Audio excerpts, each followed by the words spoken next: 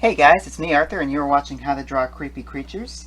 Now, I haven't done an episode in a while because I got really busy, but I decided that I wanted to get back to you lovely people, so here I am. And for today I was mulling over a cool topic to do, and I finally settled on Siren Head. So for those of you who don't know what that is, Siren Head is a creepypasta character that kind of looks like imagine like one of those sirens that they had during the Cold War that were supposed to announce, a nuclear emergency or something along those lines. That's kind of what the character is based on. Anyway, he has a tall telephone pole like body with two siren speakers where his head would be, hence the name. So it's kind of a cool character design. You can kind of tell that there's a little bit of influence from like maybe Slender Man, the Rake in there, and anyway, it's just cool. So without further ado, let's get into it. Now we're going to start with a very sort of basic human skeletal structure, except we're going to elongate things a little bit. We're going to make the rib cage just a little bit too long, the spine, but in particular we're going to make the arms very long, almost stretching down to the ground.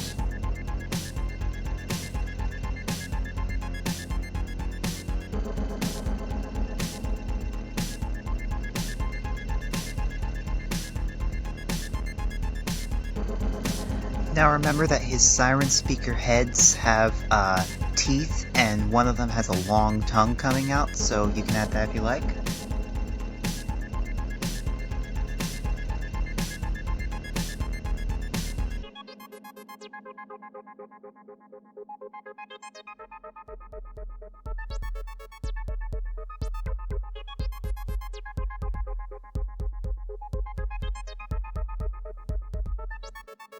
Very gaunt skeletal shoulders, kind of make them stick out a little bit too much, and especially like his pelvis and his knees, you want it to look like the bones are almost ready to burst through the skin. He's supposed to be very emaciated like that.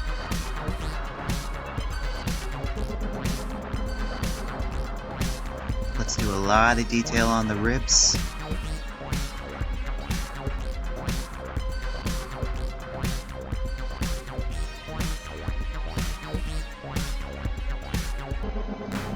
Use the horse's front leg as the inspiration for his knees. It's sort of like very bony like that.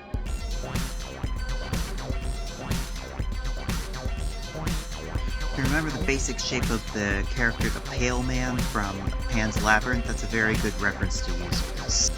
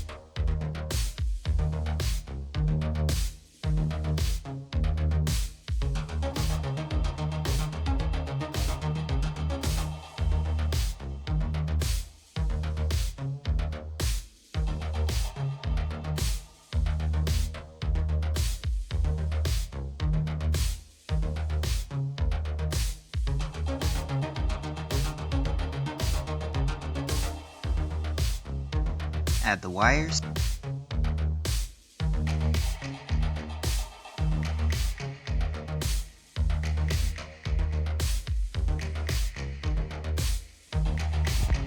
What I failed to mention in the sum up I gave when I was explaining this creature is that it's actually a creature independently created by artist Trevor Henderson. He's a very talented Canadian artist who's created a number of creepypasta characters and found footage style things of that nature, and he's been lucky enough to be featured in video games. I just really wanted to give him a shout out because he should get credit where credit is due. It's an amazing creature design.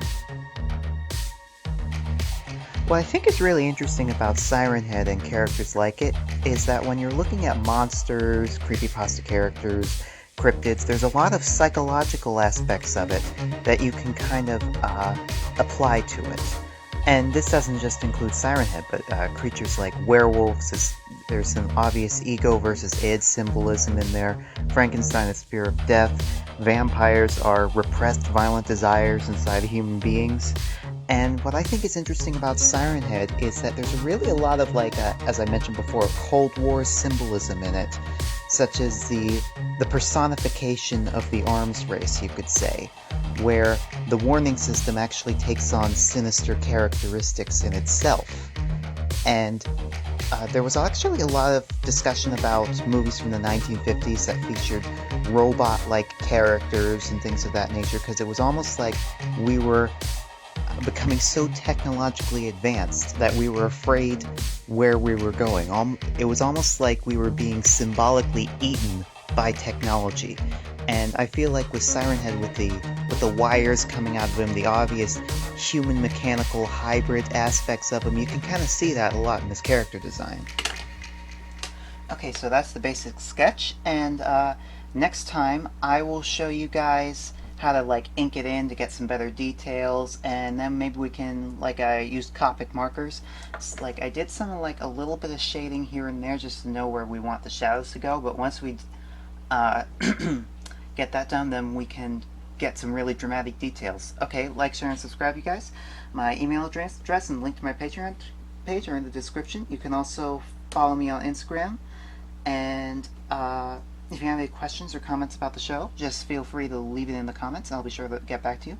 And anybody who finished the lesson on the show and likes to show off your artwork, you just send it to me, and as long as you give your permission, I will show off the show with your name so everybody knows that you did it. Thanks so much for watching, you guys, and goodbye.